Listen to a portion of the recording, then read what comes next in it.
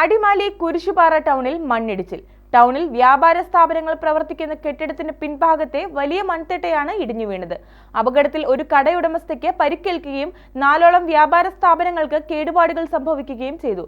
കഴിഞ്ഞ ദിവസവും സമാന രീതിയിൽ ഇവിടെ മണ്ണിടിച്ചിൽ സംഭവിച്ചിരുന്നു. കനത്ത മഴയെ തുടർന്നാണ് കുരിശുപാറ ടൗണിൽ വ്യാപാര സ്ഥാപനങ്ങൾ പ്രവർത്തിക്കുന്ന കെട്ടിടത്തിന് പിൻഭാഗത്തായി സ്ഥിതി ചെയ്തിരുന്ന വലിയ മൺതിട്ട ഇടിഞ്ഞു വീണത്. ബുധനാഴ്ച ഉച്ചയോടെയായിരുന്നു അപകടം. സംഭവത്തിൽ 4 വ്യാപാര സ്ഥാപനങ്ങൾക്ക് കേടുപാടുകൾ സംഭവിക്കുകയും ഇവിടെ കച്ചവടം നടത്തുന്ന കുരിശുപാറ സ്വദേശിനിയായ ലീലാമ്മയ്ക്ക് ചെറിയ പരിക്കേൽക്കുകയും ചെയ്തു.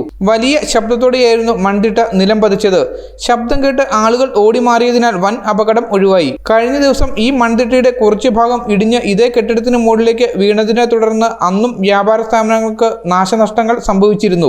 അന്ന് ഇടിഞ്ഞെത്തിയ മണ്ണ് നീക്കി സ്ഥാപനങ്ങൾ പ്രവർത്തനക്ഷമമാക്കിക്കൊണ്ടിരിക്കെയാണ് വീണ്ടും വലിയ തോതിൽ മണ്ണിടിഞ്ഞ് കെട്ടിടത്തിനും കെട്ടിടത്തിലുണ്ടായിരുന്ന സ്ഥാപനങ്ങളിലെ സാധന സാമഗ്രികൾക്കും കൂടുതൽ നാശം സംഭവിച്ചത്. News bureau, Adimali.